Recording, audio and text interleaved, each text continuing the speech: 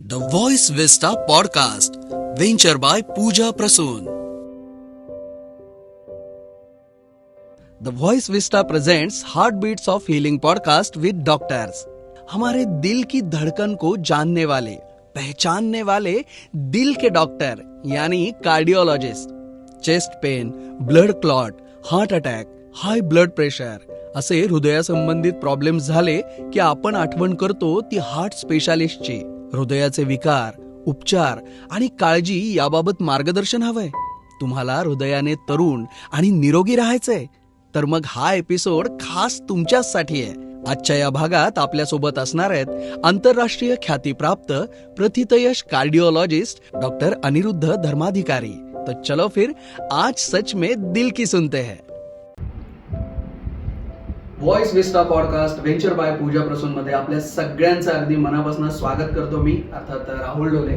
आणि आपला शो आहे ज्याचं नाव आहे हार्टबीट ऑफ हिलिंग, आणि ज्यामध्ये आपण वेगवेगळ्या डॉक्टरांना बोलवतो, डॉक्टरांशी संवाद साधतो आणि आपल्याला येणारे जे प्रॉब्लेम्स आहेत त्याबद्दल त्यांच्याशी आपण विचारणा करतो.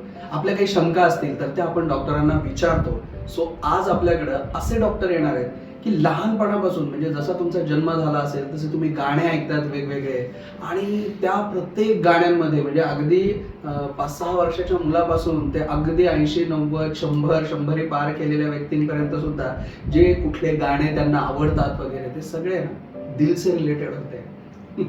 पण फिल्म मधला दिल वेगळा असतो आणि ऍक्च्युअल लाईफ मधला आपल्या जे ह्युमन बिईंग आहे, मेडिसिन किंवा वैद्यकीय फील्ड जे आहे तर त्याच्यामधला जो हृदय नावाचा पार्ट आहे तो वेगळा असतो. आणि त्याकडे डॉक्टर कशा अँगलने बघतात हेच सांगण्यासाठी आणि याबद्दलच्या तुमच्या सगळ्या क्युरिओसिटीज, माझ्या सगळ्या शंका वगैरे निरसन करण्यासाठी आपल्यासोबत आता असणार आहेत डॉक्टर अनिरुद्ध धर्माधिकारी. तर मी आता आमंत्रित करतो डॉक्टर अनिरुद्ध धर्माधिकारी सर यांना. Sir please welcome.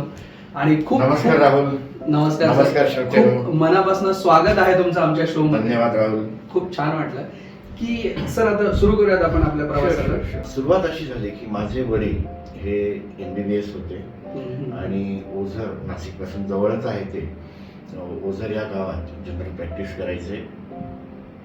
त्यांच्या प्रॅक्टिसमुळे त्यांचा जो नावलौकिक झाला होता, त्यांना जो आदर मिळत होता, पैसे खूप कमी मिळायचे त्यावेळेस सुद्धा, त्याचा माझ्यावर प्रभाव पडला आणि माझी इच्छा झाली की आपण सुद्धा वैद्यकीय सेवेमध्ये योगदान करावं म्हणून. त्यानंतर मी MBBSला ॲडमिशन घेतली, MD झालो आणि MD झाल्यानंतर जी सुपर स्पेशालिटी एक्झाम असते ती द्यावी लागते, जी ऑल इंडिया बेसिसवर असते. आणि MD करत असतानाच माझं नक्की ठरलं होतं की आपल्याला कार्डिओलॉजिस्ट व्हायचं म्हणून. कारण कार्डिओलॉजी ही एक डायनॅमिक ब्रँच आहे, ही सॅटिस्फाईंग ब्रँच आहे की ज्याच्यात तुम्ही पेशंटवर उपचार केले तर पेशंटमध्ये जाणवण्यासारखे फरक दिसतात. ओके. काही वेळेस काय होतं की काही ब्रांचेस अशा आहेत की ज्याच्यामध्ये तुम्ही कितीही ट्रीटमेंट करा, पेशंटमध्ये खूप फरक पडत नाही किंवा खूप रिलीफ मिळत नाही. आणि त्यापेक्षा कार्डिओलॉजीमध्ये जे रिझल्ट्स मिळतात ते खूप स्ट्रायकिंग असतात. त्यामुळे मी ठरवलं की आपल्याला कार्डिओलॉजिस्ट व्हायचं. आणि योगायोगाने ऑल इंडिया एंट्रन्स एक्झाममध्ये मी भारतात 3रा आलो आणि कार्डिओलॉजी ब्रांच मिळाली. मी कार्डिओलॉजी घेणारा पहिला होतो. आमच्या वेळेस 3.5 वर्षाचा कोर्स होता, पण दुर्दैवाने आमच्या बॅचला 3.5 वर्ष लागली. आणि त्यानंतर मी 1 वर्ष लेक्चरर ग्रँट मेडिकल कॉलेजला होतो कार्डिओलॉजीमध्ये. त्यानंतर 2 वर्ष मी मिलानमध्ये गेलो, इटलीला. कारण त्यावेळेस इंटरव्हेन्शनल कार्डिओलॉजी म्हणजे अँजिओग्राफी, अँजिओप्लास्टी हे टेक्निक्स भारतामध्ये नवीन होते आणि नवीनच पासआउट झालेल्या कार्डिओलॉजिस्टला अँजिओप्लास्टी शिकणं खूप अवघड होतं. म्हणजे आलेले होते आपल्याकडे, म्हणजे तेवढं त्याचं प्रमाण माहित नव्हतं, त्याचं प्रमाण नव्हतं जास्त. त्यामुळे मी 2 वर्ष इटलीमध्ये राहिलो, अँजिओप्लास्टीचं ट्रेनिंग घेतलं आणि मग 2000 साली नाशिकमध्ये परत येऊन प्रॅक्टिस सुरू केली. सर माझ्याकडनं ती चूक झाली, कारण की बऱ्याचदा काय होतं की आम्हाला ह्या गोष्टींमध्ये आता कोणी म्हणेल की अरे हे किती कॉमन आहे की हार्ट सर्जन आणि कार्डिओलॉजिस्ट, पण डोक्यामध्ये असतं की हार्टचा डॉक्टर म्हटल्यानंतर पटकन हार्टचा डॉक्टर आहे एवढं कळतं, पण आम्हाला ते पटकन कळत नाही, म्हणून तो कार्डिओलॉजिस्ट आणि हार्ट सर्जन असा घोळ झालेला आहे. तर माफ केला. तर सर आता हा जो म्हणजे तुम्ही सांगितलं की तुम्हाला तो इंटरेस्ट निर्माण झाला आणि तुम्ही त्याच्यामध्ये प्रयत्न करायला सुरुवात केली आणि इव्हन मिलानला जाऊन आलात त्या संदर्भात. तर सर चॅलेंजेस काय काय होते म्हणजे एक भारतीय म्हणून त्याचे चॅलेंजेस काय काय होते म्हणजे ही नवीन टेक्निक शिकणं किंवा कुठल्याही गोष्टी? ॲब्सोल्युटली खूप चॅलेंजिंग गोष्ट आहे, कारण माझं प्रॅक्टिसिंग लायसन्स जे आहे ते भारतातलं होतं आणि मिलानमध्ये जर तुम्हाला पेशंट ट्रीट करायचं असेल तर तुम्हाला इटालियन प्रॅक्टिसिंग लायसन्स आवश्यक असतं. त्याचबरोबर तुम्ही जेव्हा एखादी प्रोसिजर पेशंटवर करता तेव्हा पेशंटशी त्याच्या मायबोलीत बोलले तर तो पेशंट जास्त कम्फर्टेबल राहतो. हा बरोबर. आणि मी ऑब्व्हियसली इटालियन दिसत नाही, पण मी मिलानमध्ये गेल्यानंतर इटालियन शिकण्याची सुरुवात केली. आपलं रेग्युलर ड्युटीज सांभाळून उरलेल्या वेळात इटालियन शिकलो आणि पेशंटशी मोडकं थोडकं का होईना इटालियन बोलायला सुरुवात केली आणि ज्या काही प्रोसिजर्स शिकलो ते सिनियर्सचा असिस्टंट म्हणून किंवा त्यांच्या मार्गदर्शनाखाली करायला सुरुवात केली. पहिलं 1 वर्ष मला कॅथलॅबमध्ये म्हणजे ज्या ठिकाणी अँजिओप्लास्टी होते तिथे प्रवेशही नव्हता. पहिलं 1 वर्ष फक्त रिसर्च करायचा आणि अर्थात माझ्या आयुष्यात खूप मोठा बदल घडला या गोष्टीमुळे की प्रत्येक गोष्टीचं विश्लेषण करायचं की का होते, असं केल्याने काय होईल, अजून वेगळ्या पद्धतीने करू शकतो का, अजून सोप्या पद्धतीने करू शकतो का, अजून चांगल्या पद्धतीने करू शकतो का. त्या गोष्टींचं जे विश्लेषण आहे ते त्या 1 वर्षात शिकलो. त्या 1 वर्षात मी अनेक शोधनिबंध लिहिले की अँजिओप्लास्टीच्या वेगवेगळ्या केसेसचा डाटा एकत्र करून मग त्यातून आपलं काय कन्क्लुजन निघतं हे त्या 1 वर्षात शिकलो. मग जेव्हा माझ्या सिनियर्सना माझ्यावर विश्वास वाटायला लागला की नाही हा मुलगा आहे, चांगला आहे आणि त्याला आपण प्रोसिजर्स करताना बरोबर घ्यायला हवं, त्यानंतर त्यांनी मला बरोबर घ्यायला सुरुवात केली. ॲक्च्युली DM करताना आणि 1 वर्ष मी लेक्चरर असताना अँजिओग्राफी तर करतच होतो, पण त्यांनी मला सुरुवातीला अँजिओग्राफीच करायला दिली आणि त्यानंतर त्यांनी बघितलं की अरे हा अँजिओग्राफी तर एकदम स्मूथली करतो. मग त्यांनी मला अँजिओप्लास्टी असिस्ट करायला घ्यायला सुरुवात केली आणि मग हळूहळू अँजिओप्लास्टी करायला शिकलो मी. तर साधारण 6-8 महिन्याच्या काळामध्ये 150 ते 200 अँजिओप्लास्टीज मी मिलानमध्ये केल्या आणि मग नाशिकमध्ये आल्यानंतर नाशिकमधला इंडिपेंडेंटली अँजिओप्लास्टी करणारा मी पहिला माणूस होतो. म्हणजे माझ्या आधी पण सिनियर कार्डिओलॉजिस्ट होते नाशिकमध्ये, पण त्यावेळेस ट्रेंड असा होता की पुण्याहून किंवा मुंबईहून कार्डिओलॉजिस्ट यायचे, ते अँजिओप्लास्टी करायचे आणि लोकल कार्डिओलॉजिस्ट त्यांना असिस्ट करायचे. तर मी आल्यानंतर मी इंडिपेंडेंट अँजिओप्लास्टी करणारा पहिला माणूस होतो नाशिकमध्ये. सर याच्याबद्दलचा एखादा मेमोरेबल ज्याला आपण म्हणतो की एखादी मेमरी किंवा एखादा अनुभव की जो तुम्हाला खूप लक्षात राहिला किंवा असं वाटतं की नाही हा शेअर केला पाहिजे की नाही, सगळ्याच अँजिओप्लास्टीज खूप चॅलेंजिंग असतात. Every angioplasty is different. म्हणजे प्रत्येक प्रोसिजरमध्ये तुम्ही काहीतरी नवीन शिकत असता. असं नाही की चला अशा पर्टिक्युलर ब्लॉक आहे, या पर्टिक्युलर आर्टरीमध्ये ब्लॉक आहे, तुम्ही या साईजचा बलून टाका, स्टेंट टाका, काम संपलं, असं नसतं. प्रत्येक केसमध्ये काहीतरी नवीन शिकायला मिळतं आणि सगळं अनपेक्षित टर्न येतो केसला. मग तुम्ही त्याचा कसा सामना करता, कसं त्या पेशंटला सावरता, हे खूप महत्त्वाचं असतं. सर आता जनरली म्हणजे चेकअप झालेले असतात सगळे, एक सिच्युएशन माहिती असते की इथे म्हणजे इतके ब्लॉक्स आहेत आणि त्यानंतर म्हणजे ऍक्च्युअल जेव्हा आपण सुरुवात करतो अँजिओप्लास्टीला तर त्यावेळेस सुद्धा त्याच्यामध्ये इश्यूज होतात.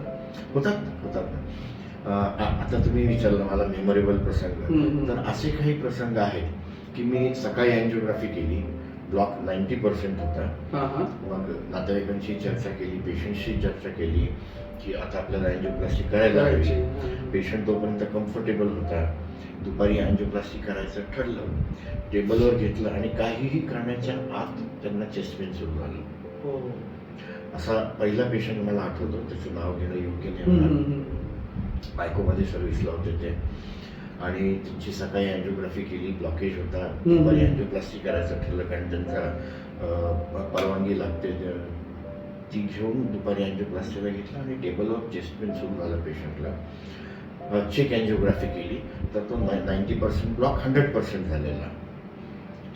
जर अजून थोडा उशीर झाला असता अँजिओप्लास्टी करायला तर त्या पेशंटला मोठा हार्ट अटॅक आला असता आणि किती धोकादायक झाला असता कल्पना नाही. म्हणजे शेवटी जीवाशीच खेळ आहे ना तो. तर नेमका योगायोगाने त्याच वेळेस अँजिओप्लास्टी करायला घेतलं म्हणून फटाफट फिमोरल पंक्चर घेतलं आणि कॅथेटर घालून वायर घालून बलून घालून तो ब्लॉक उघडला आणि पेशंट त्यानंतर, आता ही 2000 सालची गोष्ट आहे, आज 2024 हे पेशंट अजूनही माझ्याकडे फॉलोअपला आहेत. म्हणजे आता विचार करा, आता ह्या गोष्टीला म्हणजे ऑलमोस्ट आता 25 वर्ष होतील 2000ची गोष्ट म्हटल्यानंतर. पण हे खूप अवघड आहे काय, दरवेळेस नवीन पेपर. हो, प्रेडिक्ट करणं खूप अवघड आहे. बऱ्याच वेळा असंही होतं की 90% ब्लॉक आहे, मी सांगतो की अँजिओप्लास्टी करा, 2 वर्षानंतर पेशंट मध्ये काहीच कॉन्टॅक्ट नाही, 2 वर्षानंतर पेशंट येतात आणि त्यांना विचारतो मी काय कसं आहे, बरं आहे का, हो डॉक्टर मी एकदम चांगला आहे.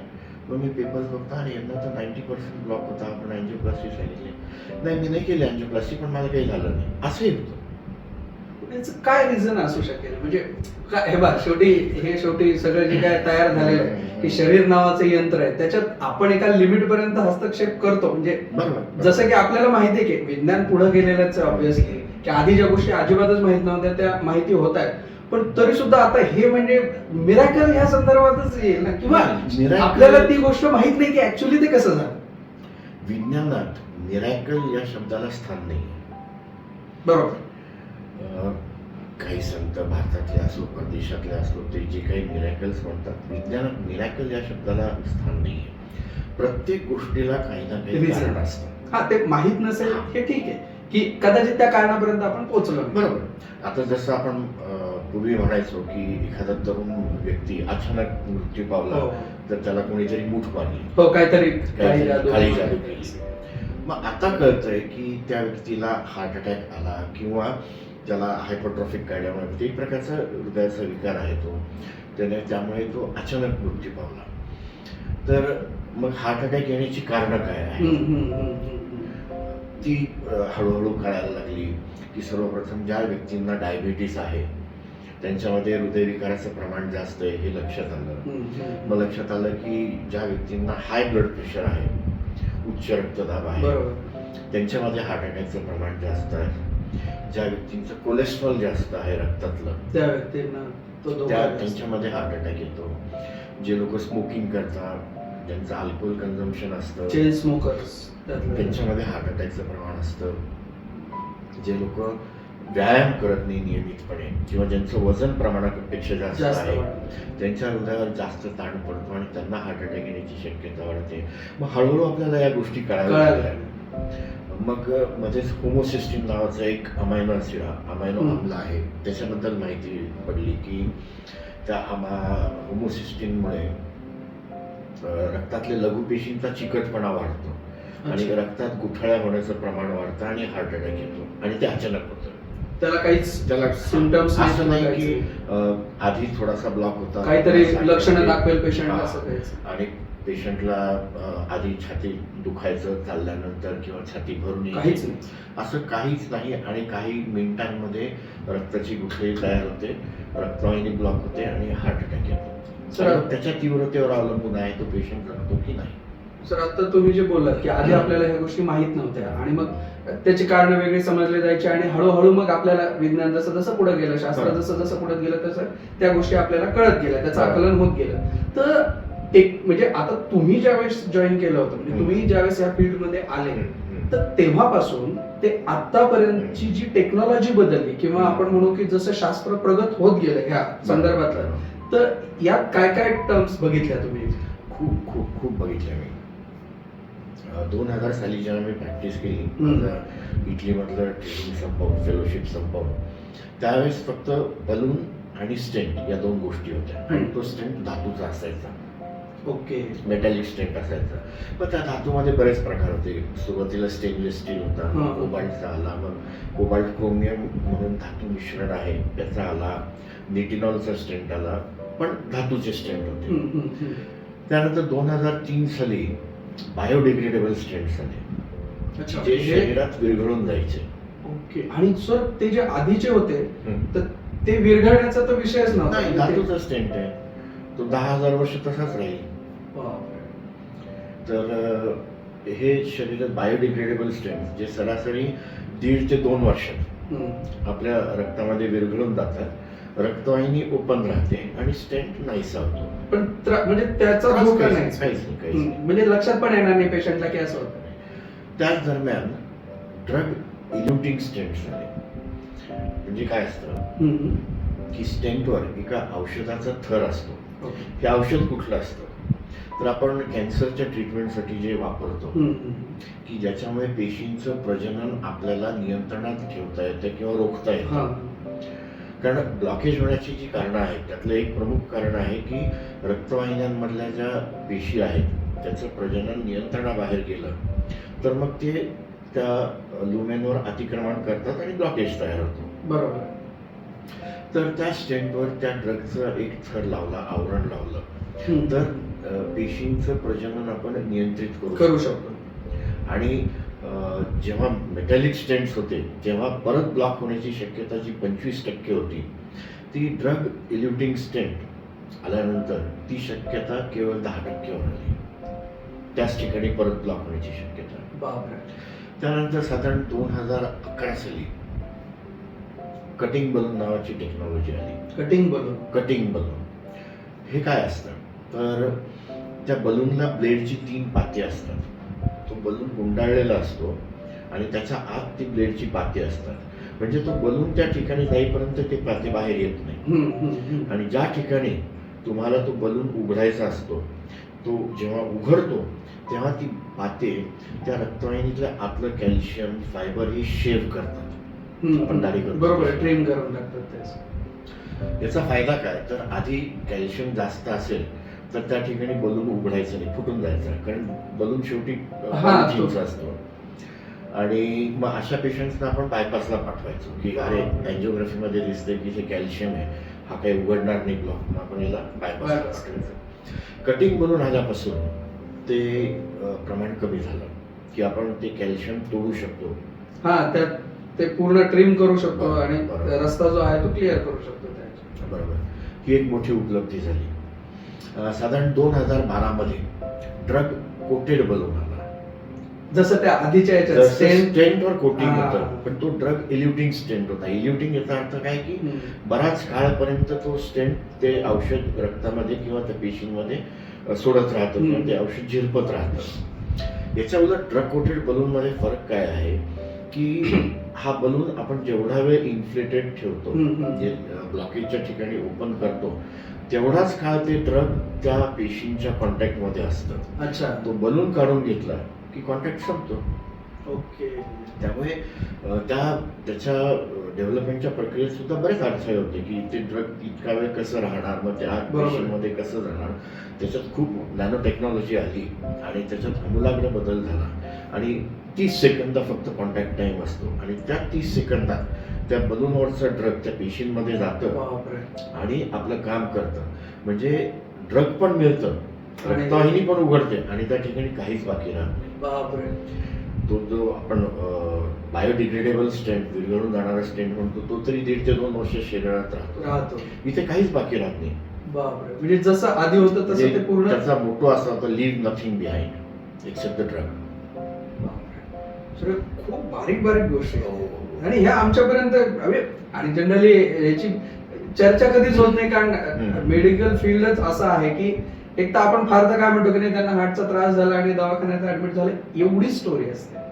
पण बाकी जे ऍक्च्युअल तुम्ही फेस करता की बापरे हा पेशंट असा आहे, शिवाय तुम्हाला सगळं तुम्ही चेक करता की ब्लड प्रेशर काय आहे, त्याच्यानंतर जेव्हा तुम्ही म्हणजे ऍट ए टाइम खूप गुंतागुंतीच्या प्रोसेसमध्ये तुम्ही कंटिन्युअसली असता. तर अशा वेळेस ज्यावेळेस तुम्ही डील करता पेशंटशी तुम्ही डील करता त्याच्यानंतर ऍट ए सेम टाइम की फॅमिलीशी आपल्याला डील करावं लागतं की आता ते हे जे इमोशनल आता ते सगळे इमोशनल असतात ऑब्व्हियसली. आता त्यावेळेस काही डिसिजन्स घ्यायचे असतात तर अशाच तुम्ही डील कसं करता पेशंट सोबत आहे आणि फॅमिली सोबत आहे. कसं असतं राहुल, याच्यात विश्वास ही खूप महत्वाची गोष्ट आहे. जेव्हा पेशंटला तुमच्यावर संपूर्ण फेथ असतो तेव्हा तुम्ही पेशंटला ज्या गोष्टी सांगायला जाता बऱ्याच वेळेस त्या गोष्टी त्याच्या आकलनाबाहेर असतात, पण तरी सुद्धा तो त्या करतो, कारण माझ्या डॉक्टरांनी सांगितलं. बरोबर. त्यामुळे विश्वास खूप पहिला आणि खूप महत्वाचं महत्वाचं आहे. पण मला थोडंसं वाईट वाटतं की आपण जी गोष्ट करणार आहोत किंवा पेशंटच्या आजाराचं जे स्वरूप आहे याची जर पेशंटला कल्पना नसेल तर मला खूप उत्साही वाटत नाही. या उलट नवीन पिढीमध्ये हा फरक बघतो मी की इंटरनेट आहे, गुगल आहे, विकिपीडिया आहे, बरीच माध्यमं आहेत. ते गुगल सर्च करतात, इंटरनेट सर्च करतात, थोडीशी माहिती घेतात, मग त्यांच्याबरोबर चर्चा करतायत. ऍटलीस्ट त्यांना काहीतरी माहिती आहे की हा हे असं आहे की अरे या ब्लॉकमध्ये कॅल्शियम जास्त आहे, हा ब्लॉक बायफर्केशनला आहे, म्हणजे जिथे रक्तवाहिनी दुभाजते तिथे, त्यामुळे आपल्याला अशा प्रकारचं टेक्निक वापरावं लागेल किंवा मग या पेशंटला बायपास करावं लागेल, आणि मग ते समजून घेतात. याचा कधी कधी दुष्परिणाम काय होतो की खूप जास्त ज्ञान असतं, खूप जास्त क्युरियस, शंका खूप जास्त असतात, पण तरी सुद्धा ते शंका निरसन करायला मला काही अडचण नसते. कारण तुम्हाला जस्ट त्यांना आता हे कन्व्हिन्स करायचं म्हणजे ऍक्च्युली काय आहे की शंका माणसाच्या याच्यात त्याच्यात येतात, जसं तुम्ही म्हटले की अर्धवट ज्ञान, आणि ते बरोबर आहे की किंवा मग ते त्यांना असं वाटत असतं की आपल्याला खूप माहिती, हा पण एक भाग असतो की असे काही असतात की नाही आम्हाला माहिती येते आणि त्याच्यात ह्याची काही गरज नाही वगैरे. नातेवाईक असतात बऱ्याचदा की त्यांच्यातला कुणीतरी एक जण पेशंट बिचारा गुपचूप झोपलेला असतो. पेशंट फक्त ह्या गोष्टीची वाट बघत असतो सर कदाचित की म्हणजे आम्हाला मध्यंतरी आला होता त्याच्यामुळे मला माहिती आहे की त्याने सगळं तुमच्यावरती सोडलं होतं की तो काहीच बोलला नाही. त्याचं म्हणणं होतं की जे बरोबर वाटतंय जे डॉक्टर म्हणतात ते तुम्ही करा. त्याच्यामुळे त्यांनी एका शब्दात तो भाग क्लिअर केला.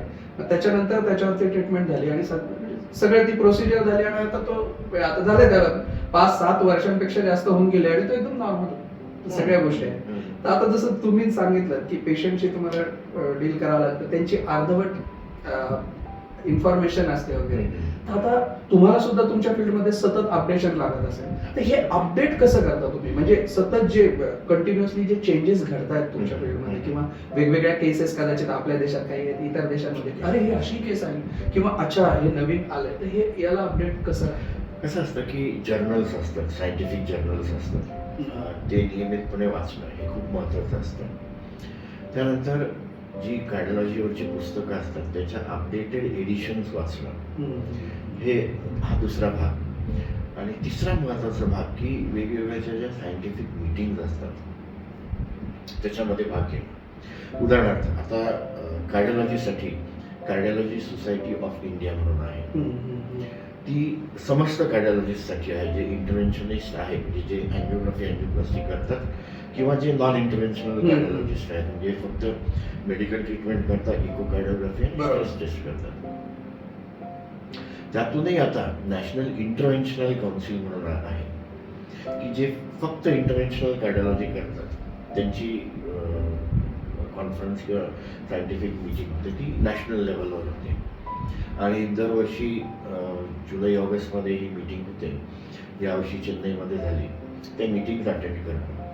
आता काय झालं आहे की त्याचं स्वरूप खूप मोठं होत चाललं आहे, कारण कार्डिओलॉजिस्टची संख्या वाढते आहे. त्यामुळे मग त्यांनी आता स्टेट लेवलला सेपरेट इंटरव्हेन्शनल काउन्सिल केलं की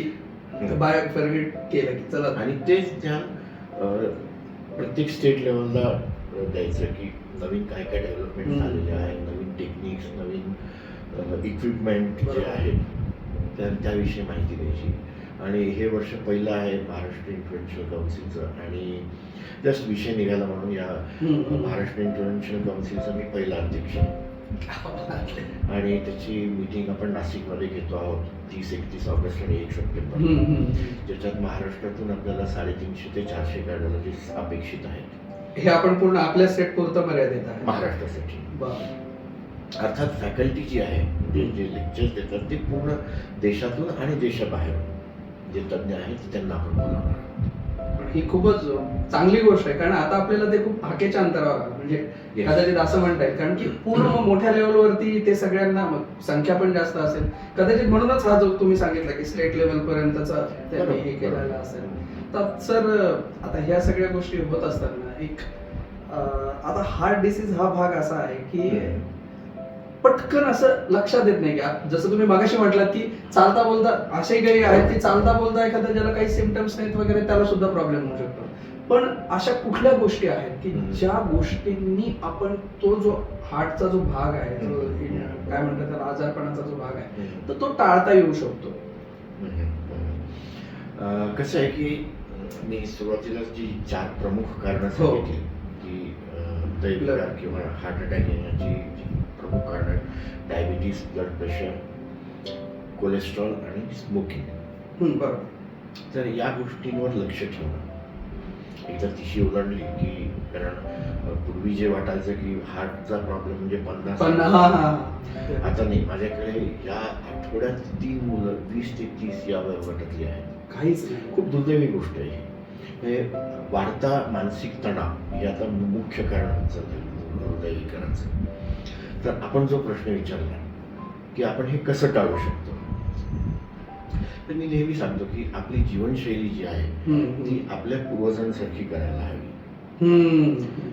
काय झालंय की औद्योगिक क्रांतीनंतर जीवनशैलीत आमूलाग्र बदल होते. वाहवत गेल्यासारखं वाटतं मला. विशेषतः विजेचा शोध लागल्यानंतर रात्रीचा दिवस व्हायला लागलाय आणि आपलं बायोरिझम जे असतं ते बिघडायला लागलंय. झोपेचं प्रमाण, सगळ्याच गोष्टी.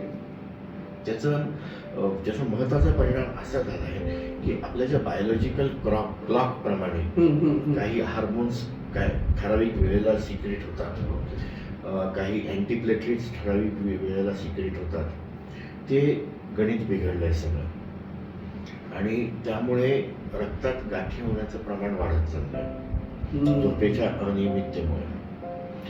बऱ्याच वेळा ते कामासाठी असतं, बऱ्याच वेळा ते मनोरंजनासाठी ते असतं. हे बघत बसतात ना वेब सिरीज वगैरे, मग वीकेंड आहे, व्हॉट्सअप आहे, अनेक गोष्टी आहेत. तर आपण आपलं बायोरिझम मेंटेन केलं पाहिजे. त्यासाठी 10, 10:30, लेटेस्ट 11पर्यंत झोपायला जायचं आणि शक्यतो 6च्या आत उठायचं. 6च्या आत उठून आपली प्रातर्विधी करून व्यायाम करणं 1 तास, त्यानंतर भरपेट नाश्ता करणं. कारण जेवणाच्या वेळा सुद्धा खूप महत्त्वाच्या आहेत. जेवणाच्या वेळा, त्यावेळेस जेवणाचं प्रमाण आणि त्यातल्या आहारातले घटक, हे तिन्ही गोष्टी महत्त्वाच्या आहेत. जेवणाच्या वेळ म्हणजे परत मग तो हार्मोन सिक्रेशन पर्यंत गेला की ठराविक वेळेला जर तुम्ही जेवताय तर ठराविक वेळ तुमच्या त्या. तर इंग्रजीत एक म्हण आहे, morning eat like a king, breakfast eat like a king, lunch eat like a beggar आणि डिनर ईट लाईक अ मायझर. नाही, हे अगदी बरोबर आहे. आणि जेवणाच्या वेळा ब्रेकफास्ट शुड बी और brunch should be between 9 to 10. Lunch should be half of the quantity of brunch between 1 to 2. आणि dinner should not be after 7 PM. आणि भारतात ही पद्धत होती. न्याहारी म्हणायचे सर, ते न्याहारी सकाळीच करून घ्यायचे. पण त्यावेळेस कामही तशी होती, म्हणजे शेतामध्ये कंटिन्युअसली काम किंवा ही सवय होती. पण आता काय झालं, कॉर्पोरेट सेक्टर जसं आलं तसं तुम्ही म्हणता ते रात्रीचं जागरण, त्यांच्या पार्ट्या चालतात किंवा मग कामाचा लोडच एवढा असतो की परत तो मानसिक ताण जो वाढतो तो हे सगळं इतकं एकमेकांमध्ये गुंतलेलं आहे की आता तुम्ही जे सॉर्टेड करून सांगताय एक एक गोष्ट याच्यामध्ये, खाण्यामध्ये जसं तुम्ही म्हटलात की काही घटक असायला पाहिजे, तर राईट कुठलं? आता कसं आहे की सगळ्यात महत्त्वाचा मुद्दा मी सांगतो की मानवी शरीराची रचना जी आहे ती शाकाहारासाठीची. काही 1000 किंवा लाख वर्षांपूर्वी human being was a hunter gatherer. तो शिकार करायचा, कंदमुळं फळं गोळा करायचा आणि आपलं पोट भरायचा.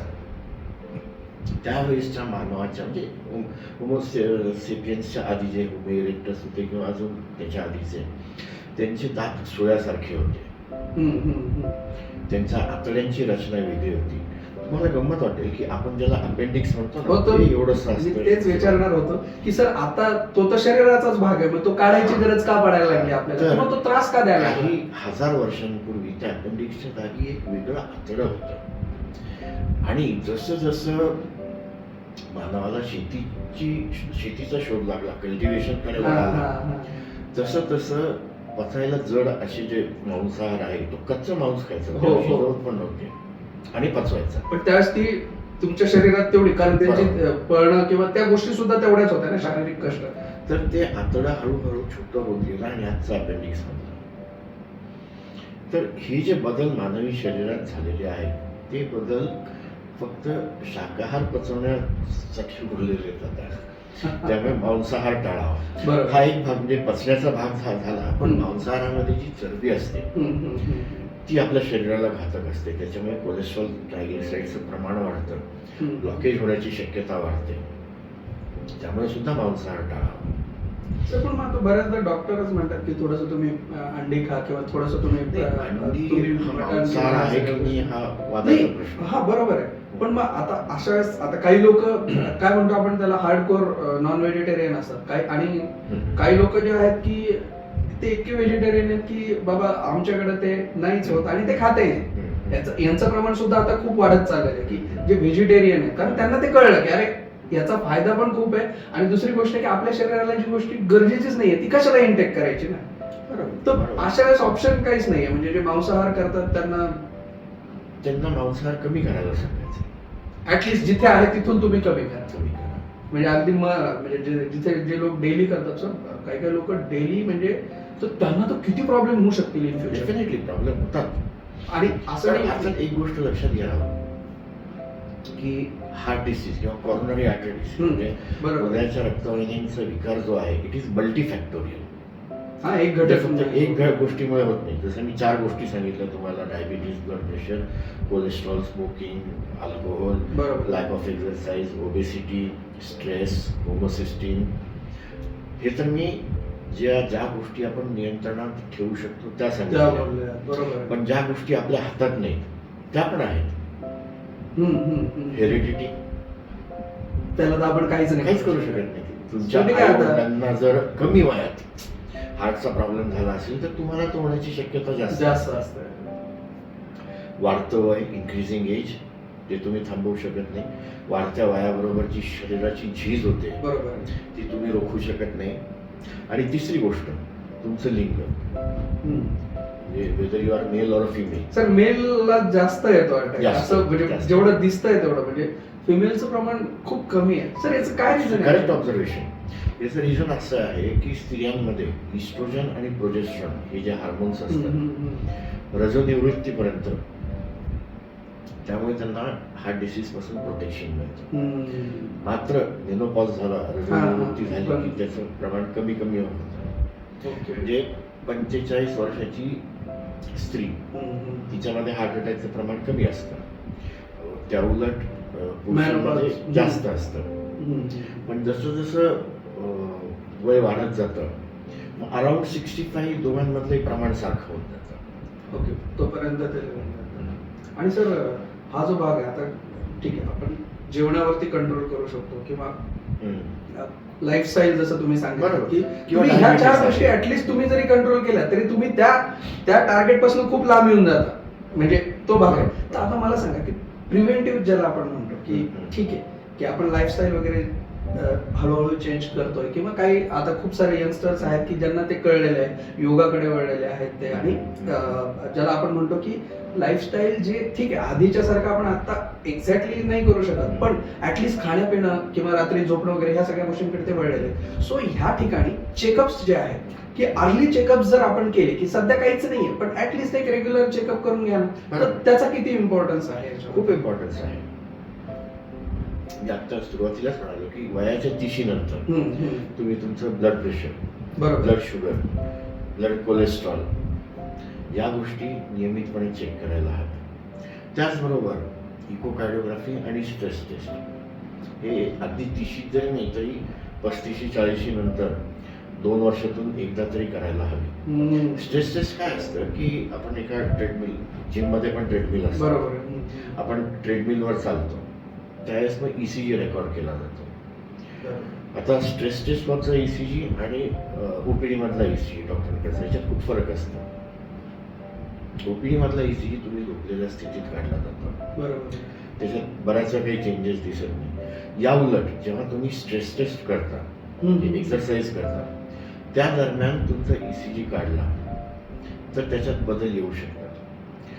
व्हेरी सिम्पल की तुम्ही जेव्हा ट्रेडमिलवर चालतात, शरीर पायांच्या स्नायूंना रक्ताची आवश्यकता जास्त भासते. ते रक्त पुरवण्याची जबाबदारी कोणाची? हृदयाची.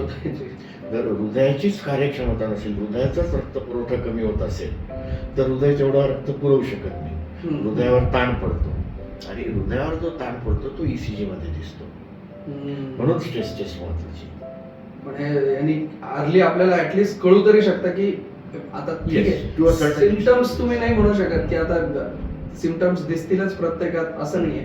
पण जरी समजा आता जाता जाता आपल्याला हे सांगायचं की ठीक आहे, आता लाईफस्टाईल जे आहे ते आहे किंवा तुम्ही अर्ली चेकअप्स आहेत, तरी सुद्धा असे काही लक्षणं दिसतात का की जे पुढे चालून हार्ट डिसीज कडे नेऊ शकतात, किंवा असे काही असतील तर जर कॉमन असतील ते की हा तुम्ही ह्या गोष्टी जर तुम्हाला वाटतंय तर तुम्ही एकदा चेकअप करून घ्या, भले तुमचं वय 30च्या नंतरचं नसेल, आधीचं असेल, पण तरी सुद्धा जर हे सिम्पटम्स दिसतात तर तुम्ही करून घ्या. सिम्पटम्स तर सांगतोच नाही, पण हो. एक दुर्दैवाची गोष्ट काय माहिती राहुल, बऱ्याच पेशंट्सना त्रास होतो की छातीत जडपणा येतो, छातीत कळ येते आणि त्यांना असं वाटतं किंवा ते स्वतःची समजूत करून घेतात की हे गॅसेसमुळे आहे, हे acidity-मुळे आहे. ही सगळ्यात दुर्दैवी गोष्ट आहे. बरेच पेशंट्स असे बघितलेत मी, त्यांना रात्री त्रास सुरू होतो की छातीत जड वाटतंय, घाम येतोय, मग ते म्हणतात की नाही ऍसिडिटी असेल, आणि ते अजून 4 फेऱ्या मारतात की पचन व्हावं म्हणून, आणि ती हार्ट अटॅकची सुरुवात असते आणि त्यात तुम्ही हार्टवर अजून जोर देतात 4 फेऱ्या मारून. आणि सकाळी सिरियस होऊन पेशंट येतात आणि मी बघितलेलं आहे की त्याच वेळेस जर आणलं असतं, कॅज्युअलिटी मध्येच डेथ झालेल्या बघितल्या की रात्रीपासून त्रास होता त्यांना, इनो घेतलं, जेलुसिल घेतलं, पण काय 4 फेऱ्या मारल्या, काही झालं नाही म्हणून सकाळी आलो तर वेळ गेलेली होती. बापरे, म्हणजे जर रात्रीच जर कदाचित योग्य वेळेस झालं असतं तर काहीच म्हणजे हळूहळू त्याच्यावरती रिकव्हरी सुरू झाली असते आतापर्यंत. आता याच्या उलट सांगतो मी की कार्डियक न्यूरोसिस असतं की डॉक्टर छातीत इथे टोचल्यासारखं वाटतं आणि मागे पण दुखतं, हात पण दुखतो, मानेत दुखतं, मागच्या बाजूला डोकं दुखतं,